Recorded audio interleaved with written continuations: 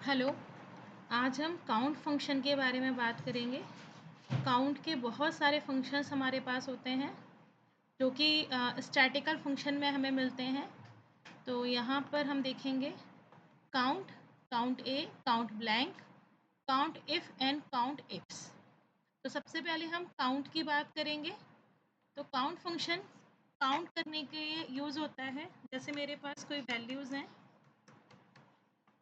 तो यहाँ पर हमने लगाया इक्वल काउंट रेंज।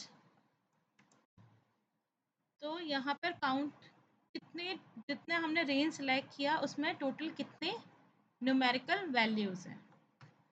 अगर यहाँ पर ब्लैंक है, अगर यहाँ पर कोई वैल्यू नहीं है तो वो ब्लैंक को काउंट नहीं करेगा। ये हमारी रेंज में है, C5 हमारी रेंज में है बट उसके अंदर कोई वैल्यू नहीं है तो वो काउंट नहीं करेगा।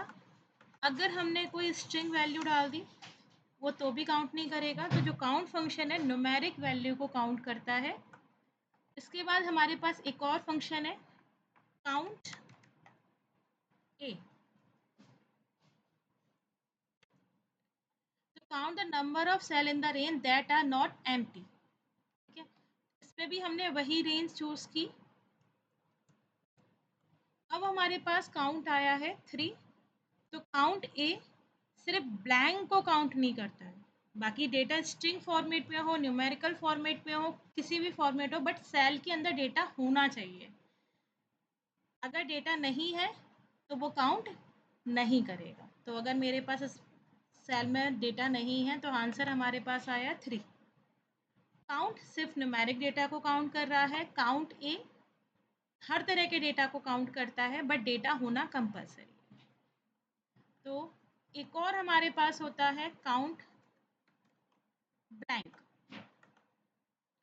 Count the number of empty cell in the specified range of cell. मैंने वही रेंज चूज की। ये ब्लैंक को काउंट करता है, मतलब कितने जो रेंज आपने चूज की है उसमें कितने ब्लैंक्स हैं, किन एम्प्टी हैं जहाँ पर सेल। तो ये हमें ब्लैंक सेल रिटर्न करता है। अगर डेटा है, कोई भी डेटा हो, सिर्फ ब्लैंक को यहाँ काउंट करें। तो ये तो हमारे पास हुए काउंट, काउंट ए, काउंट ब्लैंक की बात की। अब हमारे पास एक फंक्शन होता है काउंट इफ। हमने यहाँ पे काउंट किया तो वो जितना भी डेटा है पूरे को काउंट करेगा, लेकिन काउंट इफ एक पर्टिकुलर कंडीशन के अकॉर्डिंग यहाँ पे काउंट करेगा। तो काउंट इफ सबसे पहले count the number of cell within the range that meet the giving condition, जो कि हमारी कंडीशन को मैच करे। तो हमने एक रेंज सेलेक्ट कर ली। ये मेरे पास एक रेंज है तो मैंने ये सिलेक्ट कर लिया। 10 कॉमा क्राइटेरिया मैंने बोला ईस्ट।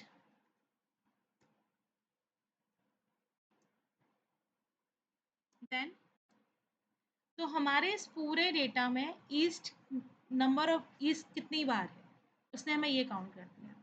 अगर हमने बोला कि बेस्ट, तो बेस्ट कितने टाइम है, तो यहाँ पे कंडीशन पे बात करता है कि पर्टिकुलर चीज़ कितने बार है। अगर आप देखोगे यहाँ पर ईस्ट, तो यहाँ पर अगर आप देखेंगे 2 से अगर हम 14 तक जाएंगे तो ईस्ट 13 टाइम ही है। अगर हम बेस्ट की बात करें तो बेस्ट 6 टाइम है हमारे, बेस्ट 6 टाइम है। तो वही रेंज देगा। यहाँ पर इफ़ पे बात करें, काउंट इफ़ में एक और चीज़ हम देख सकते हैं। जैसे ये तो हमने देखा कि काउंट इफ़ बेस्ट एक ही को यहाँ पर काउंट किया। मैंने यहाँ पर एक रेंज डाल दी। यहाँ पर अगर हमारे पास एक हमने लास्ट वीडियो में एक फंक्शन देखा था यूनिक, तो यहाँ पर मैंने डाला यूनिक। तो जो रेंज हम चूज़ करेंगे उसमें से हमें यूनिक वैल्यू देगा। मैंने रेंज चूज़ की।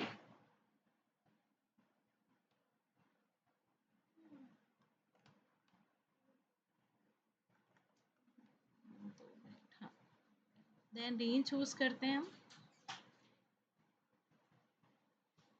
हमने रेंज चूज़ की एंड देन एंड। तो यहाँ पे काउंट एक एरे की तरह भी हमें रिटर्न करता है, एक लिस्ट रिटर्न कर दी उसने। तो काउंट एक वेरिएबल के बाद साथ भी काम करता है, लेकिन हमारे पास अगर मल्टीपल वेरिएबल हैं, इफ़ मैं मल्टीपल चॉइस है, क्योंकि यूनिक अगर मैं फंक्शन अप्लाई करूँ, मैं अलग से इसे अप्लाई करके दिखाती हूँ। इक्वल, मैंने यहाँ पे यूनिक फंक्शन अप्लाई किया, तो उस जो रेंज हमने चूज़ की है उसमें से हमें यूनिक रिजल्ट देगा। ईस्ट कितनी बार है, best, best, centre and north. अब मैंने इसी यूनिक फंक्शन को काउंट के साथ यूज़ किया, तो काउंट ने हमें हर किसी का एक काउंट दे दिया, जितनी भी यूनिक वैल्यू है। ईस्ट का काउंट है 13 टाइम, वेस्ट का काउंट है 6 टाइम, सेंट्रल का काउंट है 24 टाइम एंड नॉर्थ 1 टाइम। तो यहाँ पर यूनिक रिजल्ट जैसे जैसे मिलते जाते हैं, जिस सीक्वेंस में दिए हुए होते हैं उसी के अकॉर्डिंग यहाँ पे काउंटिंग की। तो काउंट इफ़ मल्टीपल कंडीशन पे भी वर्क करता है। आप एक कंडीशन के साथ भी यहाँ पे डाल सकते हैं, मतलब कंडीशन तो नहीं बोलेंगे, कंडीशन तो एक ही लग रही है, बट मल्टीपल डेटा के साथ यहाँ पे वर्क कर रहा है। पहले हमने देखा था कि सिर्फ एक ही डेटा हमने इफ़, ईस्ट, वेस्ट हमने डाला था। अब हमारे पास 4 डेटा की काउंटिंग, तो यहाँ पर हमें रिजल्ट दे दिया। तो जब हम वेब वर्जन पे वर्क करते हैं तो हम हमारे पास यूनिक फंक्शन होता है, लेकिन जब हमारे और अगर हमारे पास एक्सेल का न्यू, माइक्रोसॉफ्ट 365 का न्यू वर्जन है, उसके साथ भी यूनिक फंक्शन होता है, तो काउंटिव ईजिली वर्क करेगा। लेकिन अगर आपके पास पुराना वर्जन है, तो इसे हम एक्सेल पे करके देखते हैं यहाँ पर। तो यहाँ पर सबसे पहले हम यूनिक रिकॉर्ड निकाल लेते हैं। यूनिक रिकॉर्ड निकालने के लिए वही हमारे पास, क्योंकि यहाँ पे हमारे पास यूनिक फंक्शन नहीं है, तो हमारे पास हम वही डेटा में जाएंगे, advance filtering, copy to another place, ये लिस्ट रेंज हो गई। तो लिस्ट रेंज में हम सिलेक्ट किया। आप कंट्रोल शिफ्ट डाउन बटन का प्रेस कर सकते हैं, उस रेंज में जितना जहाँ तक डेटा होगा वो अपने आप सिलेक्ट कर लेगा। एंड कॉपी टू, मैंने ये प्लेस डाल दिया, यूनिक रिकॉर्ड ओनली। देन यहाँ पर हमारे पास रियल रिकॉर्ड्स आ गए। तो यहाँ पर हम काउंट इफ फंक्शन अप्लाई करेंगे, तो हमारे पास यूनिक, क्योंकि यहाँ पर एरे के फॉर्मेट में अगर हमें काउंट इफ के साथ वर्क करना है, तो मेरे पास जितने भी यूनिक रिकॉर्ड है मैं उतने सेल यहाँ पे चूज़ कर लेती हूँ। मैंने 4 सेल यहाँ पे चूज़ किए। देन फॉर्मूला बार में हम फॉर्मूला अप्लाई करेंगे, इक्वल काउंट इफ, सबसे पहले रेंज चूज़ करेंगे, तो रेंज वही कंट्रोल शिफ्ट डाउन, पूरी रेंज वो अपने आप ले लेगा। देन कॉमा, अब यहाँ पर आपका क्राइटेरिया आएगा, तो यहाँ पर मैंने क्राइटेरिया चूज़ किया, ईस्ट, वेस्ट, नॉर्थ, जो हमारा क्राइटेरिया है। देन ब्रैकेट, अब हम यहाँ पर प्रेस करेंगे कंट्रोल शिफ्ट एंटर। अगर आप नॉर्मली एंटर प्रेस करेंगे तो ये सिर्फ 13 हमें रिजल्ट दिखाएगा, लेकिन कंट्रोल शिफ्ट एंटर प्रेस करेंगे तो जो पुराने वर्जन में जब हमें एरे फॉर्मेट में या एक साथ बहुत सारी चीज़ों का डेटा चाहिए होता है, तो उसके लिए हमारे पास शॉर्टकट की यही होती है, कंट्रोल शिफ्ट एंटर। आप उसे प्रेस करेंगे तो यहाँ पर ईजिली काउंट आ जाएगा।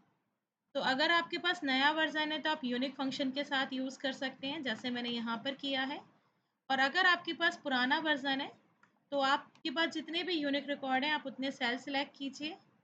ठीक है, मैं फिर से यहाँ पे अप्लाई करती हूँ। मैंने सेल सिलेक्ट किए, फार्मूला आपको यहाँ नहीं लगाना है, आप यहाँ लगाएंगे तो जिस सेल में लगाएंगे वही सिलेक्ट होगा। तो फार्मूला आपको फार्मूला बार में लगाना है, equal count if, then range. तो पहला सेल सिलेक्ट करके कंट्रोल शिफ्ट डाउन, रेंज पूरी अपने आप सिलेक्ट हो जाएगी। एंड देन कॉमा, जो रेंज हमें चाहिए, जो हमारे यूनिक रिकॉर्ड हैं जिनका हमें सम चाहिए, एंड कंट्रोल शिफ्ट एंटर। तो यहाँ पर मैंने 5 सेल सेलेक्ट किए थे, हमारे पास 4 ही सेल का डेटा अवेलेबल था, क्योंकि हमारे पास 4 ही रीज़न थे। तो यहाँ पर एन ए आ गया, क्योंकि यहाँ पर तो फॉर्मूला अप्लाई होगा नहीं, यहाँ 4 पर अप्लाई होगा। तो अगर नंबर ऑफ आप ज़्यादा चूज़ करते हैं तो वहाँ पर वो एन ए रिजल्ट दिखा देगा। So thank you for today video. अगर मेरी वीडियोस आपको पसंद आती हैं तो प्लीज़ लाइक एंड सब्सक्राइब। और अगर आपको काउंट इफ्स फार्मूला और आपको डिटेल में समझना है तो मैं उसकी भी वीडियो क्रिएट कर सकती हूँ। Please comment. Thank you so much.